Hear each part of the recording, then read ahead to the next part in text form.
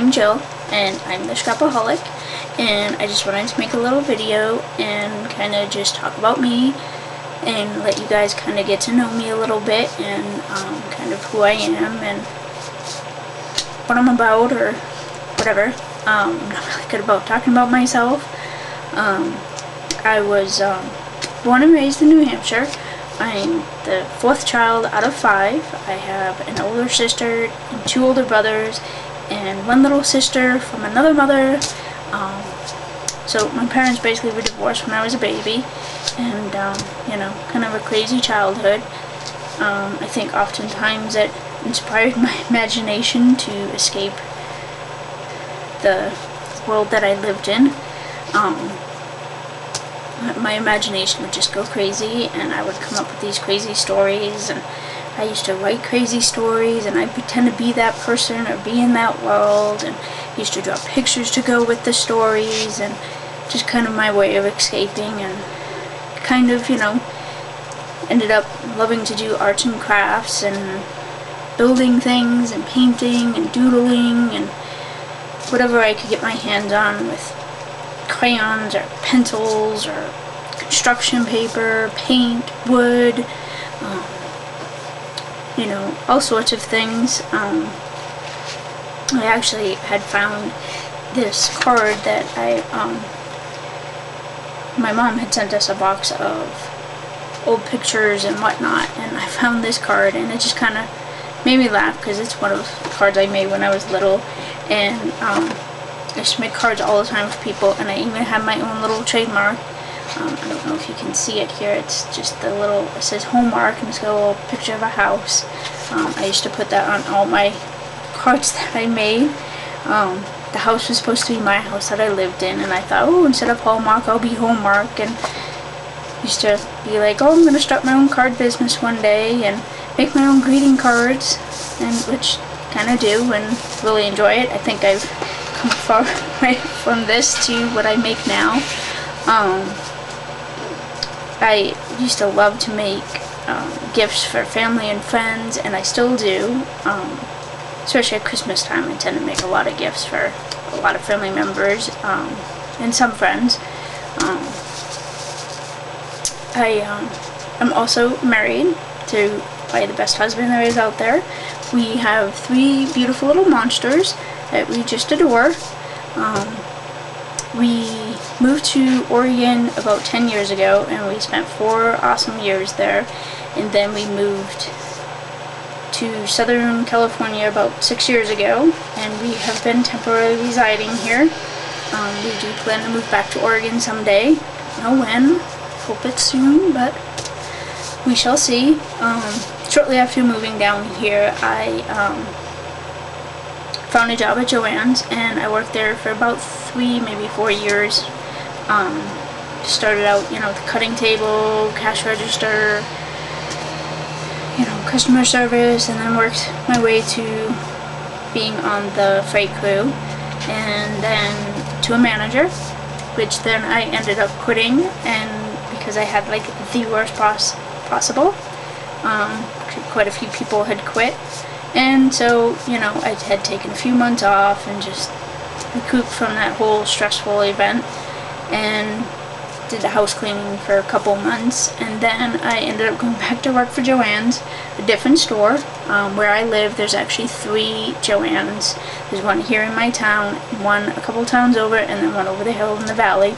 And it was one over in the valley that I started at, and basically just on the freight crew there, and worked there a few months, ended up becoming a scrapbook teacher, which was just totally awesome. And so I used to teach there, and then in the other store, you know, about 4 days a week, and it was just great. I mean, how can you not love, you love scrapbooking, you love stamping and card making and all sorts of crafts, and I was getting paid to do that. It was like, it was my dream job. Always wanted to do that, and it was really fun to do.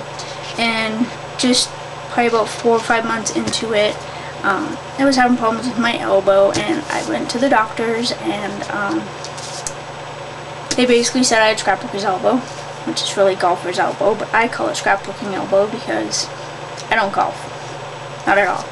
And it's basically I scrapbook, and that's it was repetitive motion that they said caused it. So I got a cortisone shot, and it seemed to help and whatnot. And I went back a month later for my follow-up, and you know, they suggested that, well, let's do another cortisone shot and see how that goes. And well, unfortunately that didn't turn out so well. The needle ended up hitting my ulnar nerve, and it was in my right arm, of course, which I was right-handed, and that's why you often will find me wearing this beautiful sleeve. I have 4 different colors. 2 are my crafting ones. There's this one, this green one, which goes with green shirts, and I have a pink one that I wear, just, I don't know, goes with, I guess, anything. And then I have 2, I have a blue one and then a white one that, the white one's more for nice things.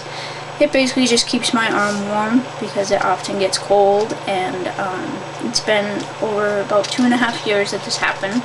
And so basically I lost my job because after a year of medical leave, the company has a right to let you go, which I totally can understand. They can't hold my job forever. I still can't go back to work because I just don't know from day to day, or even from minute to minute, or hour to hour, how my arm's gonna be. Just the simplest touch, the simplest thing can just set it off to just start spasming and getting worse. It's the best way to explain the pain is like hitting your funny bone 24/7, 365. There's just no relief for nerve pain.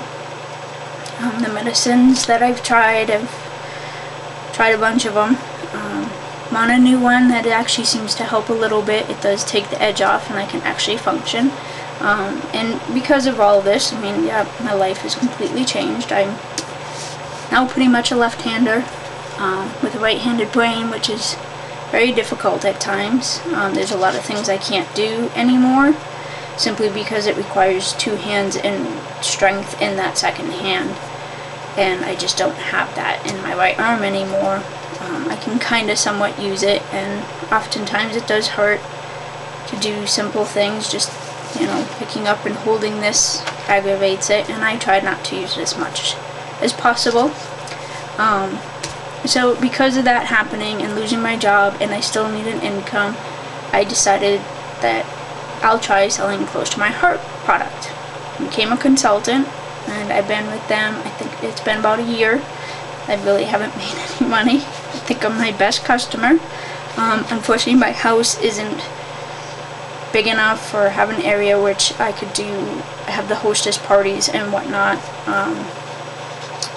And it's kind of hard to do because I don't know, again, how my day is gonna be. So it's hard to schedule things because in an hour I can be totally just exhausted and wiped out and just can't function because I'm in so much pain.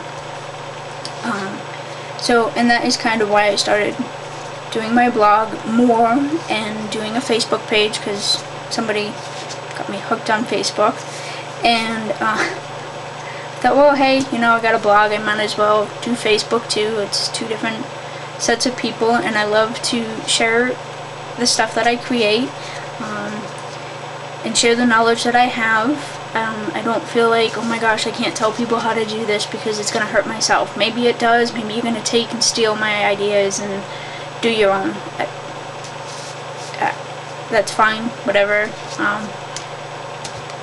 I just love to share. I love to scrapbook, and I love to do things and inspire other people and get other people to be able to get your products out, use your products, whether it be close to my heart products or whatever products you enjoy using, and get them out and use them. That's really my goal, is just kind of helping you. And yeah, I'd like to sell things, but really I just want to have fun and enjoy life, and because you just never know when your life is going to change. And so I hope to see you around more, and I hope this little video helped you get to know me a little bit better. And I will see you around on Facebook or Blogger, maybe even Twitter, even though I really don't tweet that much, but see you on the internet.